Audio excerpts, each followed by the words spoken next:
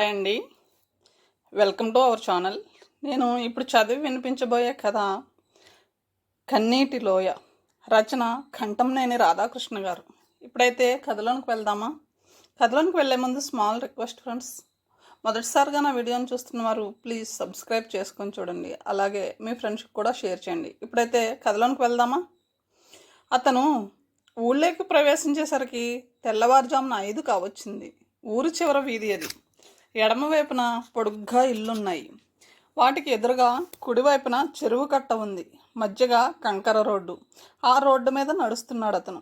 ఆ వీధిని దాటితే గుప్తంగా కిక్కిరిసి ఉన్న అసలు ఊళ్ళోకి ప్రవేశిస్తాం. సంక్రాంతి రోజులు. ఆడవాళ్ళు అప్పటికే లేచి ఎవరి పనులు వాళ్ళు చేసుకుంటున్నారు. కొందరు వాకిళ్ళ ముందు ఊడుస్తుంటే మరికొందరు వెన్నెల్లో వంగుని ముగ్గులు పెడుతున్నారు. విచ్చుకున్నట్లుగా ఉన్న వెన్నెల ఊరి మీద పడి మోహనంగా నవ్వుతోంది. నవ్వుతున్న వెన్నెట్లో ఊరంతా పట్టపగల్లా కనిపిస్తోంది. ఎముకల్ని కొరుకుతున్న చలి ఒంట్లోని వేడినంతా వశపరుచుకొని కండరాల్ని వణికిస్తుంది. అంత చలిలోనూ అక్కడెక్కడో పిట్ట ఒకటి ఊరకే అరుస్తుంది. రోడ్డు మీద అక్కడక్కడ పిల్లలు చలిమంటలు వేసుకుని వాటి చుట్టూ కూర్చుని కబుర్లు చెప్పుకుంటున్నారు. దగ్గరవుతున్న అడుగుల చప్పుడుకు చలి కాచుకుంటున్న పిల్లలు కుతూహలంగా తలలు పైకెత్తి చూడసాగారు. వాళ్ళలా తన వైపు చూస్తుంటే ఇబ్బందిగా ఫీల్ అయ్యాడు అతను. చేతిలో సూట్ కేసు ఉంది. భుజాన ఎయిర్ బ్యాగ్ ఉంది. పరికిని ఓనిలో పల్చగా పొడుగ్గా ఉన్న ఒక అమ్మడు కళ్ళాపి చల్లుతున్నదల్లా అతన్ని చూడగానే చేస్తున్న పని ఆపేసి నిట్టారుగా నిలబడింది. మామయ్య, సంతోషంగా అరిచింది అతను దగ్గరికి రాగానే. ఆమెకు 18 ఏళ్ళుంటాయి. ఇంత పొద్దుటే లేచావేమిటి చూసి అడిగాడు అతను. పొద్దున్నే ఎక్కడ బాబు, అంతా ముగ్గులు కూడా వేసేసుకుంటున్నారు. నేనే ఆలస్యంగా లేచా. ఇంకా కల్లాపన్నా కాలేదు నాకు. చిన్నగా నవ్వుతూ ఆమెను దాటాడు అతను. వాకిట్లో కూర్చున్న ముసలాయన అడుగుల చప్పుడు వినిపించగానే తల పైకెత్తాడు. గుమ్మంలో కొడుకు. ముసలాయన మొహంలో ఆశ్చర్యం ప్రవేశించింది. పండక్కి రానని రాసావు కదరా, పక్కకి జరుగుతూ అన్నాడు ఆయన. అవును, కానీ ఆ తర్వాత ఏం మాట్లాడాలో అర్థం కాలేదు అతనికి. మెల్లగా లోపలికి జరిగాడు. తండ్రి తన చేతిలో సూట్ కేసు వైపు చూడ్డాన్ని గమనించి కొద్దిగా కలవరపడ్డాడు. అమ్మా, తమ్ముడొచ్చాడే, పెరటివైపు గుమ్మంలోంచి కేక పెడుతూ వచ్చింది అతని అక్క. ఆ అరుపుకు తల్లి కూడా పరిగెత్తుకుంటూ వచ్చింది. అతన్ని చూస్తుంటే తల్లి కూతుళ్ళకు సంతోషంతో కళ్ళు మెరవసాగాయి. నిద్ర వస్తుందే అమ్మా, కాసేపు పడుకుంటాను ఆవలిస్తూ అన్నాడు అతను. సూట్ కేసును బ్యాగ్ను ఇంట్లో పడేసి పెరట్లోకి నడిచాడు. వీడు మళ్ళీ ఉద్యోగం అనుకుని వచ్చినట్లున్నాడేమో ఉలిక్కి పడ్డాడు అతను. తండ్రి స్వరం అది. తల్లి ఏమంటుందోనని అతను ఊపిరి బిగబట్టి చెవులు రెక్కించాడు. ఊరుకోండి మీరు మరీను, ఆమె అంటుంది. వాడు పండగని వచ్చి ఉంటాడు. పండక్కి వచ్చినవాడైతే తట్టబొట్ట సర్దుకొని ఎందుకు వస్తాడు? తండ్రి సరిగ్గానే ఊహించాడు. తండ్రి బయటకు వెళ్ళాడు అని అనిపించేదాకా అతను కాళ్ళు కడుక్కుంటున్నట్లుగా నటించాడు.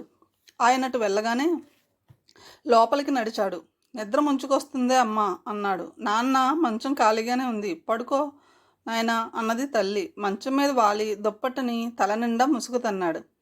యోగేశ్వరరావునంతా యోగి అని పిలుస్తారు. 24 ఏళ్ళు ఉంటాయి అతనికి.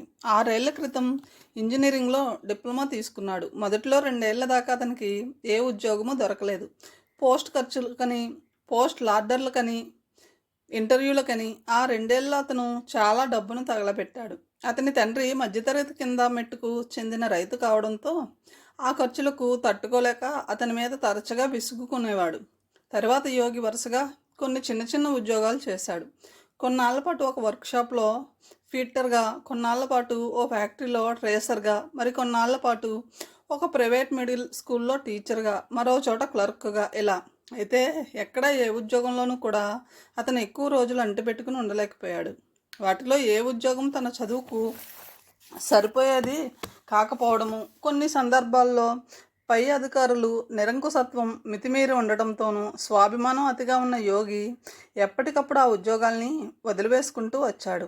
తండ్రి దృష్టిలో యోగి బ్రతకడం చేతగానివాడు మాత్రమే కాక తలబిరుసు కలవాడు కూడా. అప్పటిలో తండ్రికి తనకి మధ్య చిన్న చిన్న కలహాలు జరిగేవి. తండ్రి అతన్ని ఏదో ఒక ఉద్యోగానికి అంటిపెట్టుకుని కుదురుగా ఉండమనేవాడు. అతనికి చేతనయ్యేది కాదు. ఆఖరికి ఎలాగైతేనే తండ్రి వైపు బంధువుల్లో ఒక ఆయన ఓ మినిస్టర్ని పట్టుకుని అతని చదువుకు తగ్గ ఉద్యోగం వచ్చేటట్లు చేశాడు. ఓ ప్రాజెక్ట్లో సూపర్వైజర్గా పోస్టింగ్ వచ్చింది అతనికి. ఆ ఉద్యోగం అతని క్వాలిఫికేషన్కు తగ్గది కాబట్టి లెక్క ప్రకారం అతను ఆ ఉద్యోగానికి అంటిపెట్టుకుని ఉండాలి. కానీ స్వభావరీత్యా యోగి ఆ ఉద్యోగాన్ని కూడా ఎక్కువ రోజులు చేయలేకపోయాడు. ఏడాది తిరిగేలోపే దూకుడుగా అతను దానికి కూడా రిజైన్ చేసేశాడు. అది అతని ప్రస్తుత పరిస్థితి. స్వాభిమానము, ఉడుకు రక్తంతో తొందరపాటు నిర్ణయాలు తీసుకునే వ్యక్తి యోగి.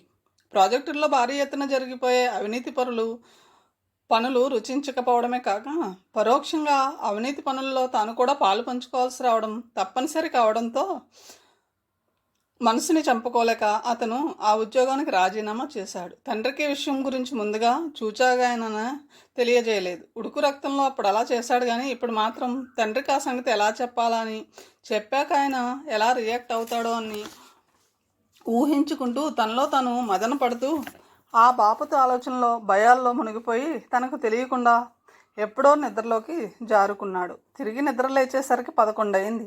ఆ లేవడం కూడా అతను లేవలేదు. ఎవరో కుదుపు లేపుతుంటే మెలకువ వచ్చింది. కళ్ళు తెరిస్తే మంచం పక్కన అక్క విమల.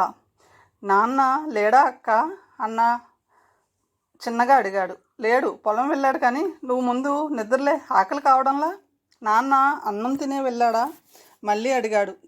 తినే వెళ్ళాడు, కానీ ముందు నువ్వు లేవరా బాబు, నాకు అసలే ఆకలి అవుతుంది, ఇద్దరం కలిసి తిందాం. చప్పున లేచి కూర్చున్నాడు. భోజనాల సమయాన్ని తల్లికి అక్కకు తను ఉద్యోగం మానేసిన సంగతి చెప్పాడు.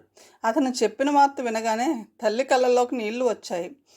దేవుడా, మళ్ళీ మొదటికొచ్చిందన్నమాట.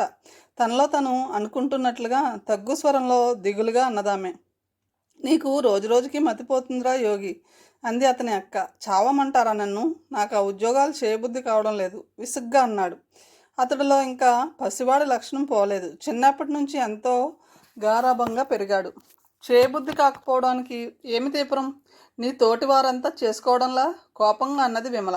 ఇంట్లో కూర్చొని ఉండేదేవనివి, నీకేం తెలుస్తుంది అక్కడ సంగతి? ఆఫీసుల జులుములు వాళ్ళు. ఓ అబ్బో, అక్కడికి నువ్వు ఒక్కడవే చేస్తున్నట్లు. అక్క, నా విషయంలో నువ్వు అనవసరంగా జోక్యం చేసుకోకు విసిగిపోయి నిష్కర్షగా అన్నాడు యోగి. నాకెందుకు నాయనా, నిన్ను నేనేమన్నా పోషిస్తున్నానా, పెడుతున్నానా? చికాగ్గా అన్నదామె. నాన్నకి ఏం సమాధానం చెప్పుకుంటావో చెప్పుకో. నువ్వు ఒక్కదానివి, నువ్వు ఊరుకోరాదంటే ఏం చేయాలో తోచక కూతురును కసురుకుంది తల్లి. అక్క తమ్ముళ్ళిద్దరూ మరింకేమీ మాట్లాడుకోకుండా ముభావంగా భోజనాలు ముగించారు. వాళ్ళిద్దరి కోపాలు చూసి నుదురు పట్టుకుని కూర్చుంది. ఈ విషయంలో తండ్రిని ఎట్లా ఫేస్ చేయాలని సతమతమవుతున్న యోగికి అక్క మాటలు పుండు మీద కారం చల్లినట్లుగా అయ్యాయి. విమలకేమో తానెటూ పెళ్లి పెటాకులు లేకుండా ఇంట్లో కూర్చుండిపోయింది. తమ్ముడు కూడా ఏ ఉద్యోగంలోనూ నిలకడ లేకుండా భవిష్యత్తును నాశనం చేసుకుంటున్నాడేమిటా అన్న బాధ. ఆ రాత్రి తండ్రి అతన్ని కదిలించాడు. పండక్కి సెలవు పెట్టావేమిరా యోగి? అప్పటికి వాళ్ళ భోజనాలు అయిపోయాయి. పడక కుర్చీలో పడుకుని అతని తండ్రి కందిపప్పు నములుతున్నాడు. అన్నం తిన్నాక ఏమన్నా చిరుతిళ్ళు తినడం ఆయనకు అలవాటు. ఆ పేద కొంపుల్లో చిరుతిళ్లకు కందిపప్పు, శనగలు, పెసరపప్పు లాంటివి తప్ప మరేమీ ఉండవు. యోగి మంచం మీద పడుకుని పుస్తకం చదువుకుంటున్నాడు. తండ్రి ప్రశ్నకు చటుక్కున లేచి కూర్చున్నాడు. అతని గుండెలు వేగంగా కొట్టుకోసాగాయి. లేదు నాన్న, నెమ్మదిగా వినిపించినట్లుగా అన్నాడు యోగి. దవడలు కదపడం ఆపేసి ఆయన కొడుకు వైపు చూశాడు. మరి ఉద్యోగం మానేశాను. మళ్ళీ రాజీనామా చేశావా? అవును. తక్షణమే అగ్గి అయిపోయాడు ఆయన. నీకు బుద్ధి లేదురా దరిద్రుడా, నా కడుపున చెడపుట్టావు కదరా. ఏళ్ళు నెత్తి మీదకి వచ్చాయన్న మాటే కానీ ఇంత జ్ఞానమన్నా రాలేదు. నీ తోటి వాళ్ళంతా ఉద్యోగాలు చేసుకుంటూ పెళ్ళం పిల్లలతో స్థిరపడిపోతుంటే నీకు ఇదేం పోయే కాలం రా. ఉన్న ఉద్యోగాన్ని వదిలేసుకోవడం, చెవటలా ముసలి వాళ్ళ మీద ఆధారపడడం సిగ్గులేదురా. ఎందులోనన్నా పడి చావరాదు. తండ్రి అంటున్న ఒక్కో మాట యోగి మనసులో సోలంలా గుచ్చుకోసాగింది. కానీ ఏమీ మాట్లాడలేదు. అలాంటి సమయంలో మాట్లాడడం కంటే మౌనాన్ని ఆశ్రయించడం ఉత్తమమని అనుభవం నేర్పింది అతనికి. మాట్లాడవేరా? కొద్దిసేపు అయ్యాక మళ్ళీ రెట్టించాడు తండ్రి. ఏం మాట్లాడమంటావు నాన్న? నీరసంగా అన్నాడు. అసలు నువ్వు ఉద్యోగం ఎందుకు మానేశావు? నాకు ఈ గవర్నమెంట్ ఉద్యోగాలు చేయబుద్ధి కావడం లేదు నాన్న. ఎక్కడ చూసినా లంచగొండితనం, అవినీతి లొకలొకలాడుతున్నాయి. ఆ వాతావరణంలో ఉండి ఎదిరించను లేకపోతున్నాను, అందులో ఒకటిగా ఎమడను లేకపోతున్నాను. ఆ మాటలు అంటున్నప్పుడు నిస్సహాయంగా యోగికి ఏడుపు ముంచుకొచ్చింది. చండాల్డా, చిన్నగా గొనకాడు తండ్రి. పిచ్చి నాయన కదరా, తనలో తను అనుకుంది తల్లి. ఎట్లా బతుకుతురావు రా తమ్ముడా, మనసులో అనుకుంది విమల. కొద్దిసేపు మౌనం రాజ్యం వెళ్ళింది. ఉద్యోగం లేకుండా మరి ఎట్లా బతుకుదామనుకుంటున్నావురా, ఆఖరికి తండ్రి అడిగాడు. సమాధానం చెప్పలేకపోయాడు యోగి. పోనీ అడుక్కు తింటావా, బొచ్చ ఒకటి చేతికిస్తాను. కోపంగాను నిస్సహాయంగాను తండ్రి వైపు చూశాడు యోగి. అంతలో అతని తల్లి జోక్యం చేసుకుంది. ఏం మాటలండి అవి, కొడుకును తండ్రి అనే మాటలేనా? మధ్యలో నీ వత్తాసేమిటి? భార్య వైపు తిడిగాడు ఆయన. నీ అలసి చూసుకుని కదూ వీడిట్లా పనికి రాకుండా పోతుంది. చీచి, ఒకళ్ళకే బుద్ధి లేదు. తువ్వాలను జాడించి బుధం మీద వేసుకుని బయటికి నడిచాడు ఆయన. తల్లి కొడుకులు ఒకరి మొహంలోకి ఒకరు దిగాలుగా చూసుకున్నారు. మర్నాడు యోగి నిద్రలేచేసరికి బాగా పొద్దెక్కింది. లేనాయనా లే, నీకోసం ఇప్పటికి 3 సార్లు కబురు పంపింది సాగదీస్తూ అన్నది విమల అతని కళ్ళు తెరవడం చూస్తూనే. ఎవరు, స్వరాజ్యమక్కయ్య? బ్రష్ మీద పేస్ట్ వేసుకుంటూ అడిగాడు యోగి. అవును, ఇంకెవరు ఆమె. ఎందుకట? ఇంకెందుకు, తమ్ముడివి వచ్చావని ఏ ఇడ్లీలో గారెలో చేసి ఉంటుంది. మరేమనుకున్నావు? నొసలు ఎగరేశాడు యోగి. అవునులే, గారెలు ఇడ్లీలు పెట్టేసరికి అసలు అక్కలంటే కొసరు అక్కలు మిన్నగా కనిపిస్తారు. చిన్న బుచ్చుకుంది విమల. చా ఊరుకో అక్క, నేను నవ్వులాట కన్నాను అంటూ బ్రష్ని నోట్లో పెట్టుకున్నాడు యోగి. విమలక్కకు ఈ మధ్య చిరాకు ఎక్కువైపోతుంది బ్రష్ చేసుకుంటూ అన్నాడు అతను. పల్లె పట్టుల అందం చూడాలంటే సంక్రాంతి రోజుల్లోనే చూడాలి. శుభ్రంగా ఉడిచిన వాకుళ్ళు, రకరకాల ముగ్గులు, ఆవు పేడతో గొబ్బిళ్ళు, గొబ్బెమ్మల పైన గుచ్చిన బంతిపూలు, ఆ చివర ఎక్కడో సన్నాయి వాద్యంతో బసవన్న, ఓ మూల నుంచి హరిదాస్ కీర్తనలు, అంతా సందడి సందడిగా ఉంటుంది. ఇదంతా ఉదయాన సూర్యకిరణాలు వేడిని పెంచుకునే లోపు జరిగిపోతుంది. తను ఇంకాస్త పెందలాడి లేవనందుకు తనను తాను నిందించుకున్నాడు యోగి. తను పుట్టి పెరిగిన ఆ ఊరంటే అతనికి ఎంతో ప్రేమ. అక్కడి మనుషులంటే మక్కువ, ఆ గాలి ఇష్టం, ఆ వాతావరణం అంటే చెప్పలేని ఆప్యాయత. వీధుల్ని దాటుకుంటూ ఊరి చివర పెద్ద చెరువు వీధికి వచ్చాడు యోగి. నిన్న రాత్రి ఈ దారిని అతను ఊళ్ళోకి ప్రవేశించాడు. అతన్ని చూడగానే సుశీల రామాయ అన్నది నవ్వుతూ. ఆ పిల్ల నెత్తి మీద చిన్నగా మొట్టాడు యోగి. మట్టి గోడలు, తాటాకు కప్పుతో చిన్న పూరిల్లు అది. అతను ఇంట్లోకి అడుగు పెట్టగానే కెవ్వున కేక పెట్టింది సుశీల. తొక్కకు తొక్కకు. ఆమె అరుపుకు ఉలిక్కి పడుతూ పక్కకు జరిగాడు యోగి. ఇక్కడంతా ఇప్పుడే అలికాను, ఆ పక్క నుంచి నడువు. అతను ఉలిక్కి పడ్డాన్ని చూసి నవ్వుతూ అన్నది సుశీల. నీ దుంపదగా, మామయ్యను బెదరగొట్టేశావు కదే. అవతలి వాకిట్లోని చూస్తూ ఆమె తల్లి స్వరాజ్యం అన్నది.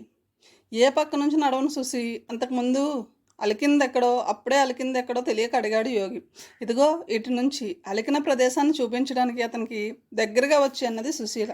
చెట్టుక్కున ఆమె జడ పుచ్చుకున్నాడు యోగి. నీకు రోజు రోజుకి అల్లరి ఎక్కువ అవుతుంది అక్కయ్య, దీనికి తొందరగా పెళ్లి చేసేద్దాం, చీపో అంటూ ఆ పిల్ల అతని చేతి నుంచి జడను విడిపించుకుని చెంగున పెరట్లోకి పారిపోయింది. అవతల గుమ్మంలోంచి వంటింట్లోకి నడిచాడు యోగి. వంటి నిట్టాడుతో ఉన్న చిన్న పూరిగెడుసును వాళ్ళు వంటిల్లుగా ఉపయోగిస్తున్నారు. కూర్చో అబ్బాయి, పీట వేస్తూ అన్నది స్వరాజ్యం. చామన ఛాయలో సన్నగా రెవటలా ఉంటుంది స్వరాజ్యం. ఆమె అతనికి సొంత అక్క ఏమీ కాదు. ఎప్పుడో ఆమె పెళ్ళయి కాపురానికి వచ్చినప్పుడు యోగి చిన్నపిల్లవాడు. అప్పట్లో ఆమె భర్త సూర్యం యోగి వాళ్ళ ఇంటి దగ్గరలో ఉండేవాడు.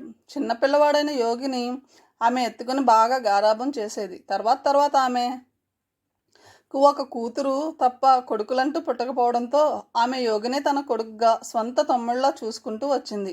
యోగికి కూడా ఆమె అంటే చాలా మక్కువ. ఊళ్ళో ఉన్నన్నాళ్ళు అతను సగం కాలానికి ఆమె ఇంటి వద్దే గడుపుతాడు. విచిత్రమైన సంబంధం వాళ్ళది. ఆమె ఆ పూట అతని కోసం గారెలు చేసింది. ఈ ఉద్యోగం కూడా మానేశానక్కాయ్, గారెలు తింటూ మధ్యలో అన్నాడు యోగి.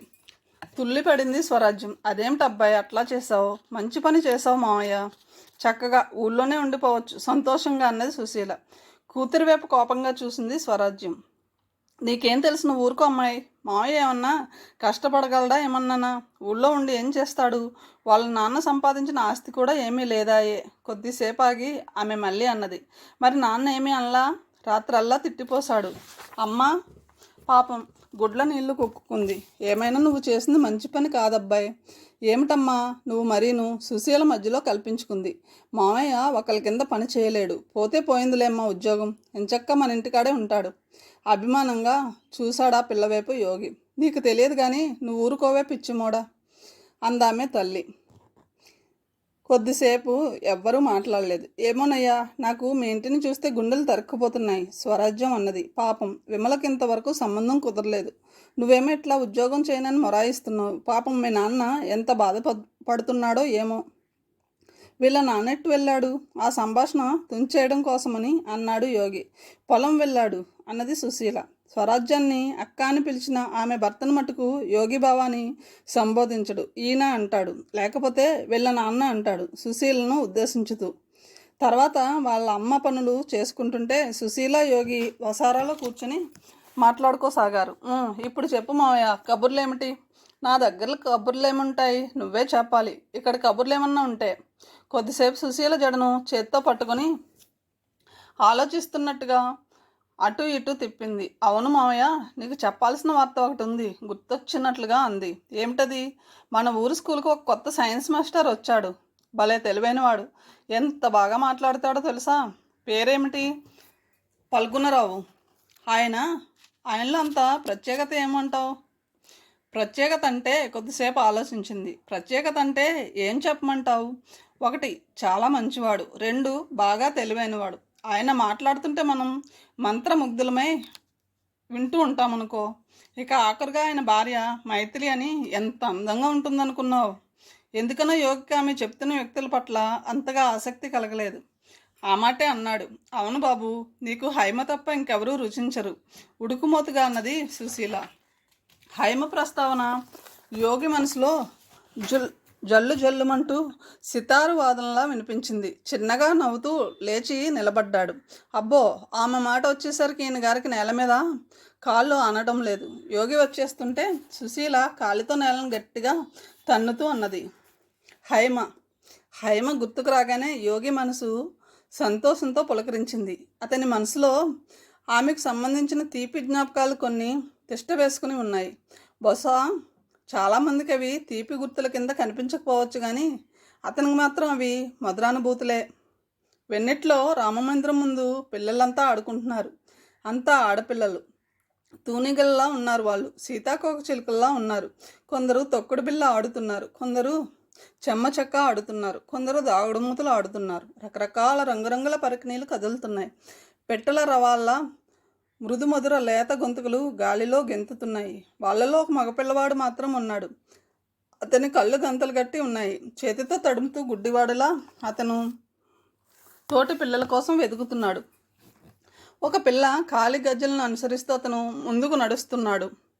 అకస్మాత్తుగా ఒక చిన్న నవ్వు కెరటం వినిపించి చటుక్కున ఒక చేత్తో ఆ పిల్లను, రెండో చేత్తో తన కళ్ళగంత విప్పదీశాడు. ఆ పిల్ల హైమ, ఆ పిల్లవాడు యోగి. అప్పటికి వాళ్ళు రామమందిరం వెనక వైపున ఉన్నారు. ఆ పిల్ల గోడకు నొక్కుకొని నిలబడి ఉంది. అతని 2 చేతులు ఆమె భుజాల మీద ఉన్నాయి. విస్ఫారితంగా చూస్తున్న ఆమె కళ్ళు వెన్నెట్లో తలతలా మెరుస్తున్నాయి. బంగారపు రంగులో ఆమె చెంపలు, ఉబ్బిన ఆమె పెదవులు. చటుక్కున యోగి ముందుకు వంగి మెత్తటి ఆమె పెదవుల మీద తన పెదవులను ఆనించాడు. జీవితంలో అతనికి అది ప్రథమ చుంబనం. మరొకటి, ఏదో పెళ్లి జరుగుతుంది. గుంజను ఆనుకుని నిలబడి ఉన్నాడు యోగి. పందిట్లో పెళ్లి కూతురు వెనక వైపున నిలబడి ఉంది హైమ. యోగి ఆమె వైపే చూస్తున్నాడు. ఓణీ వేసుకుంది, పట్టు పరికిని. లైటు వెలుతురు ఆమె చెంప మీద పడి మెరుస్తోంది. తదేకంగా యోగి ఆమె వైపే చూస్తున్నాడు. అకస్మాత్తుగా హైమ తలెత్తి అతని వైపు చూసింది. ఇద్దరి కళ్ళు కలుసుకున్నాయి. ఆ పూటల్లా ఇద్దరు అలా ఒకరినొకరు చూసుకుంటూనే ఉన్నారు. పెళ్లిని మర్చిపోయి మధ్య మధ్యలో మాత్రం చూపుల్ని తప్పించి అటు ఇటు చూసేవాళ్ళు ఎవరూ తమని గమనించడం లేదు కదా అని. ఇంకొకటి, మధ్యాహ్న సమయం. హైమ వాళ్ళ చావిట్లో వడ్ల బస్తాలు నిలబెట్టి ఉన్నాయి. ఎవరూ లేరు. అంతటా నిశ్శబ్దంగా ఉంది. ఇద్దరు ఒక బస్తాను ఆనుకుని ఒకరి పక్కనే ఒకళ్ళు కూర్చుని పుస్తకాలు చదువుకుంటున్నారు. ఏవో కథల పుస్తకాలు. అకస్మాత్తుగా యోగికి తన మోకాలు హైమ మోకాలకు ఆనుకున్నట్లుగా అనిపించింది. కనుచివర్ల నుంచి చూశాడు. అది నిజమే. అతనిలో ఏకాగ్రత పోయింది. ఒంట్లో రక్తం జివ్వున ప్రవహించడం మొదలుపెట్టింది. ఆమె వైపు చూశాడు అతను. అదే సమయంలో ఆమె కూడా అతని వైపు చూసింది. కొద్దిసేపటి తర్వాత ఇద్దరు బస్తాల వెనుక ఖాళీ ప్రదేశంలో సర్దుకున్నారు. పై 3 సంఘటనలు యోగికి వివిధ వయసుల్లో జరిగినవి. యవ్వనం వికసించకముందు ఒకటైతే, యవ్వనం వికసిస్తున్న తరంలో జరిగింది ఒకటి, యవ్వనం పూర్తిగా వికసించాక జరిగిన సంఘటన మరొకటి. ఇప్పుడు యోగికి హైమ అంటే ప్రాణం. ఇద్దరు పెళ్లి చేసుకోవాలనుకుంటున్నారు. సుశీలకు, విమలకు, యోగి తల్లిదండ్రులకు, హైమ తండ్రికి అందరికీ తెలుసు ఈ సంగతి. హైమ మున్సబు గారి అమ్మాయి. ఆయన పేరు రాఘవరావు. మొదట్లో వాళ్ళ సంగతి తెలిసినప్పుడు మండిపడ్డాడు ఆయన. అయితే యోగికి మంచి ఉద్యోగం దొరకగానే కొంత సముఖత్వాన్ని ప్రదర్శించాడు. ఇప్పుడు ఆయన ఏమంటాడో తనలో తాను అనుకున్నాడు యోగి. సాయంత్రం 3 దాకా అసహనంగా గడిపి అప్పుడు బయలుదేరాడు యోగి హైమ వాళ్ళ ఇంటికి. 3 దాటితే హైమ తండ్రి ఇంట్లో ఉండడు.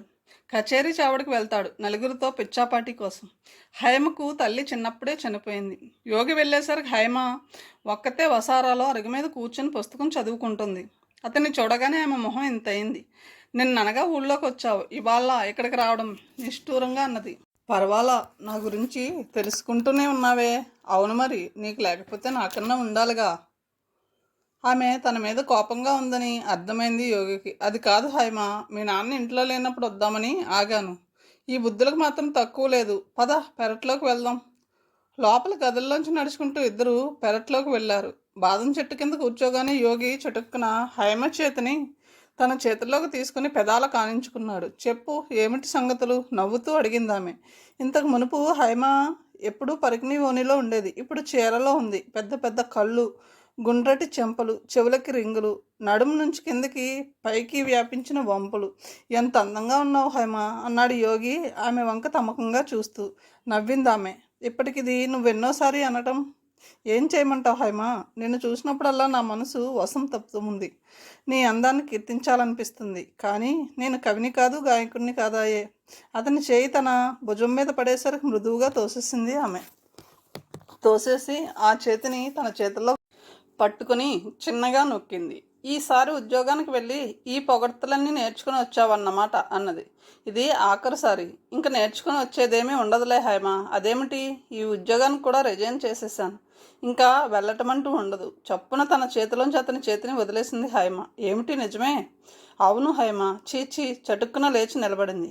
తను చేసిన పనిని హైమ సమర్థిస్తుందనుకున్నాడు యోగి. కానీ ఆమె ప్రవర్తన అతన్ని నిరుత్తరుణ్ణి చేసింది. హైమ అంటూ అతను కూడా లేచి నిలబడ్డాడు. హైమ పెదాలు వనకసాగాయి. యోగి, నువ్వు చేసిన పనేమీ బాగాలేదు అన్నదామె. నువ్వు కూడా ఇలా మాట్లాడతావు అనుకోలేదు హైమ అన్నాడు అతను. ఎందుకు అనుకోవు? కోపంగా అన్నదామె. మనిషి అన్నవాడికి ఏదో ఒక బ్రతుకు తెరువు ఉండాలి. ఏ ఉద్యోగము లేకుండా నువ్వు ఏం చేద్దామని? కొద్దిసేపు ఆగి మళ్ళీ అన్నదామె. అది కాదు యోగి, నీకు ఈ మాత్రమన్నా జ్ఞానం లేదా? నాన్న సరైన ఉద్యోగం లేకున్నా అన్నాళ్ళు మన పెళ్ళికి ఒప్పుకోలేదు. నువ్వే కాస్త మంచి ఉద్యోగంలో కుదురుకున్నావు అనిపించాకే ఒప్పుకున్నాడు. అవునా? ఈ ఉద్యోగాన్ని కూడా నువ్వు మళ్ళీ వదిలేసుకున్నావా? ఇక ఇప్పుడేమవుతుందో ఆలోచించు. ఆయన చండశాసనుడు. నిన్ను ఇంటి ఛాయలకు కూడా రానియడిక. నన్ను వేరే వాళ్ళకిచ్చి పెళ్లి చేసేస్తాడు. ఓరి భగవంతుడా! చేతుల్లో మొహం దాచుకుందామే. చిన్నగా గాలి వీచి చెట్ల కొమ్మల్ని కదిలించింది. బాదం చెట్టు మీద కూర్చున్న కాకి ఒకటి ఊరకే అరవసాగింది. విష్ అంటూ చేత్తో దాన్ని తోలడానికి ప్రయత్నించాడు యోగి.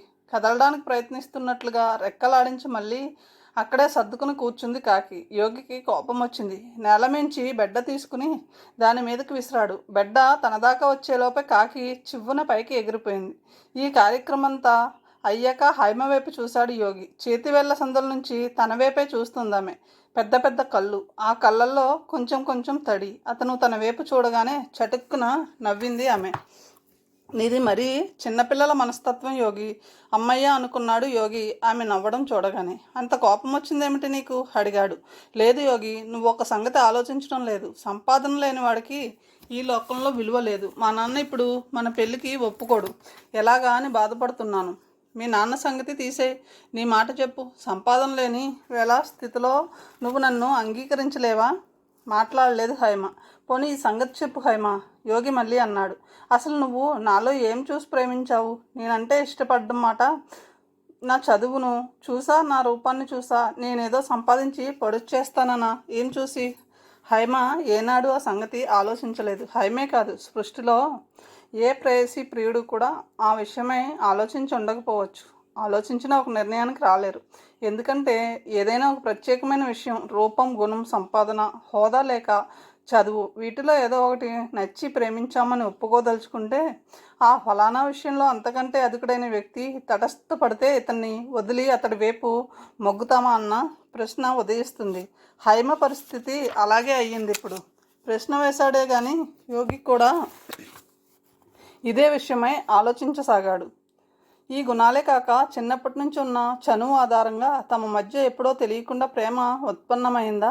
అదే నిజమైతే తన పాటి చనువుండి అలాంటి పరిస్థితుల్లో పరిచయం పెంపొందిన ఏ వ్యక్తితోనైనా ఆమెకు ప్రేమ కుదిరేనా? ఎందుకనో ఈ ఆఖరి ఆలోచన యోగికి అంతగా మింగుడు పడలేదు. ఏ మనిషి కానీ తనను తాను ఒక ప్రత్యేకమైన వ్యక్తిగా భావించగలిగినప్పుడే అతని అహం తృప్తి చెందుతుంది. అలా కానప్పుడు అతని జీవితం అతనికి పర్థం లేనిదిగా, వ్యర్థమైనదిగా కనిపిస్తుంది. అందుకే లోకంలో ప్రతి వ్యక్తి తనకు తాను కొన్ని భ్రమలు కల్పించుకుని బతకడానికి ప్రయత్నిస్తాడు. ఇద్దరు ఎవరి ఆలోచనలో వాళ్ళు ఉండిపోయి కాసేపు ఎవరూ మాట్లాడుకోలేదు. ఆ సంగతి పోనీ కానీ యోగి తర్వాత హైమ అన్నది, నాకు ఇది చెప్పు, ఉద్యోగం వదిలేసానన్నావు, బాగానే ఉంది.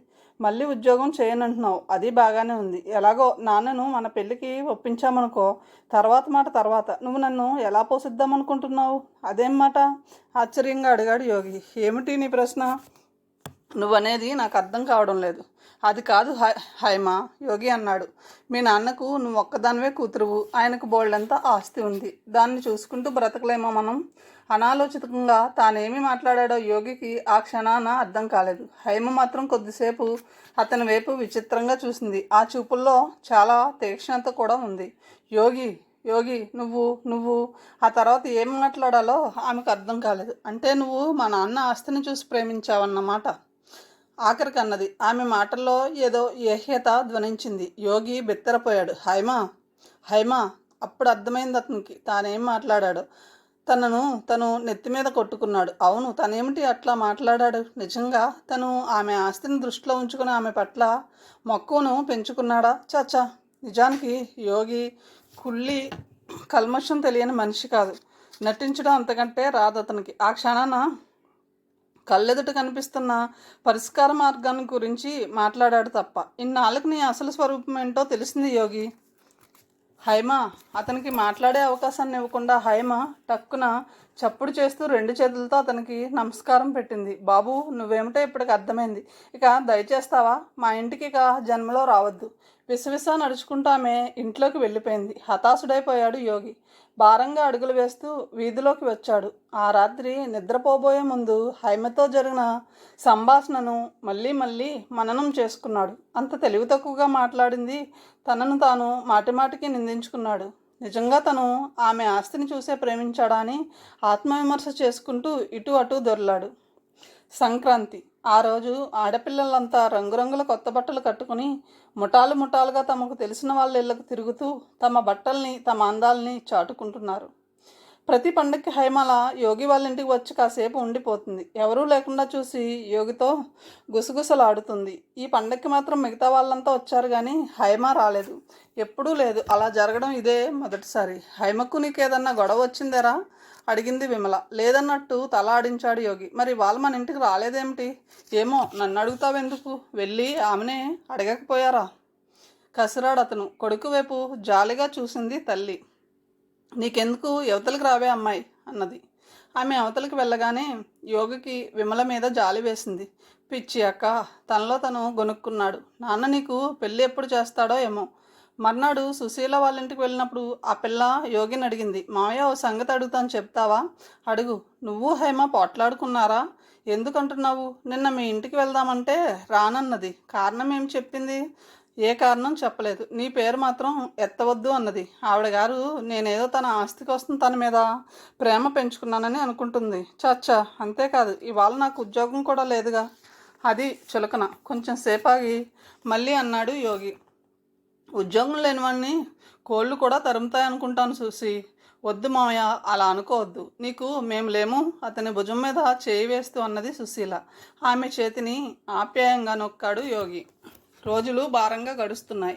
యోగి ఇంట్లో ఉన్నంతసేపు తండ్రి అతని మీద రుసరుసలాడుతున్నాడు. అందుకని ఆయన ఇంట్లో ఉన్నంతసేపు యోగి ఏదో పని ఉన్నట్లు బయటికి వెళ్ళిపోతున్నాడు. రాత్రులు కూడా ఆలస్యంగా వచ్చి గుట్టు చప్పుడు కాకుండా తల్లి పెట్టిన తిని మంచం మీదకు చేరుతున్నాడు. తండ్రి తను లేనప్పుడు తల్లి మీద విసుకుంటున్నాడని తెలిసింది అతనికి.